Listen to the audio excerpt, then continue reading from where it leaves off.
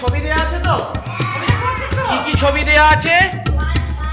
বালতি, লেবু আর ইলিশ মাছ। ইলিশ মাছ। তাহলে এই তিনটে ছবি দিয়ে তোমরা কই একটা পাখির নাম করে দেখাও। আস্তে আস্তে যাকে বলা হবে সে। তোমরা ভালো করে আরেকবার কোশ্চেনটা দেখে নাও। পাখির নাম বলতে বলেছে কি কি দিয়ে?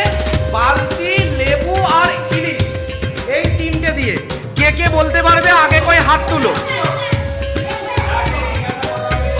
আগে হাত তুলো, তারপরে স্যার জিজ্ঞাসা করবে যে কে উত্তরটা বলবে।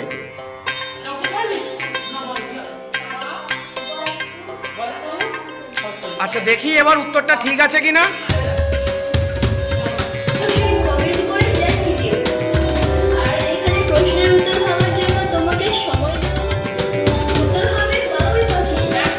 ঠিক বলেছে, হাততালি দাও ওর জন্য সকলে।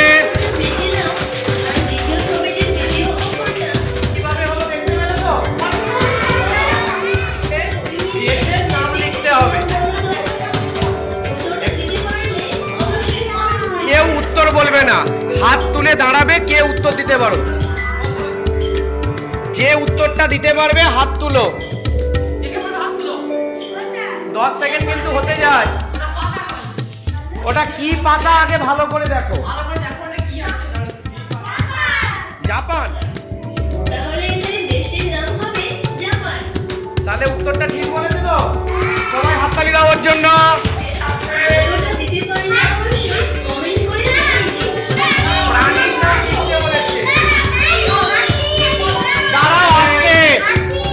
আস্তে ওটা পজ করো, ওটা পজ করো, পজ করো।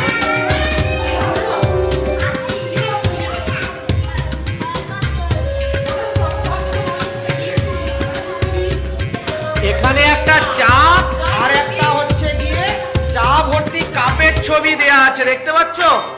একদিকে হা লেখা, তার সঙ্গে যুক্ত করতে বলেছে একটা চা কাপ, প্লেট, এরকম ছবি দেয়া আছে।